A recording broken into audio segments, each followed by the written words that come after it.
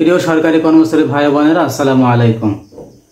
গতকালকে একজন প্রশ্ন করলো যে নবম জাতীয় পে কমিশন যে পে স্কেল খসড়া অনুমোদন করতে যাচ্ছে, সেখানে বাংলাদেশ সরকারি কর্মচারীদের সব যে আকাঙ্ক্ষা দাবি এগুলো পূরণ হবে কিনা।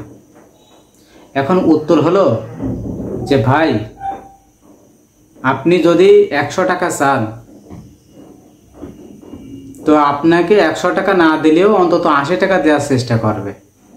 কিন্তু আপনি যদি চান 20 টাকা, তা আপনি কত পাবেন বলেন? আমাদের দাবি হলো 1:4 অনুপাতে নবম জাতীয় পে স্কেল যেন কার্যকর করা হয় 1 জানুয়ারি 2026 থেকে। কিন্তু আপনি যদি মনে করেন, যদি বলেন যে 1:8 অনুপাত লাগবে বা 1:7 অনুপাত লাগবে, ভাই আপনি কি জানেন যে বর্তমান যে স্কেল নবম অষ্টম জাতীয় পে স্কেল 2015 সালে যেটা কার্যকর হয়েছে, এখানে প্রায় 1:10 অনুপাতে কিন্তু আমরা বেতন পাই। এই যে একটা তীব্র বৈষম্য, কোথায় 78,000 টাকা আর কোথায় 8,000, মাঝখানে 70,000 টাকার ব্যবধান, 69,000 750 টাকা, ধরো 70,000 টাকার ব্যবধান, তার মানে প্রায় 1:10 অনুপাতে। এখন কথা হলো যে আমাদের দাবি যে 1:4 অনুপাত, আমাদের 1:4 অনুপাত না দিক, 1:5 অনুপাত দিক বা 1:5.5 বা 6 অনুপাত দিক।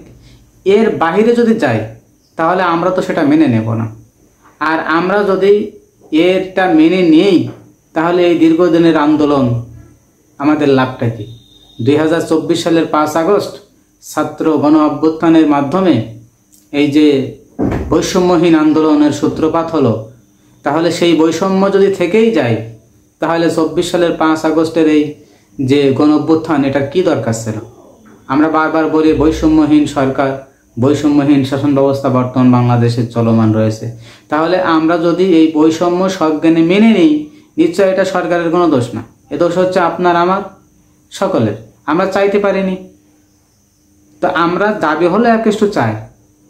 সুতরাং আপনি 1:5 করতে পারেন বা 5.5-6 করতে পারেন, কিন্তু আপনি যখন 7 ওভারে চলে যাবেন আমরা তো মেনে নেব না।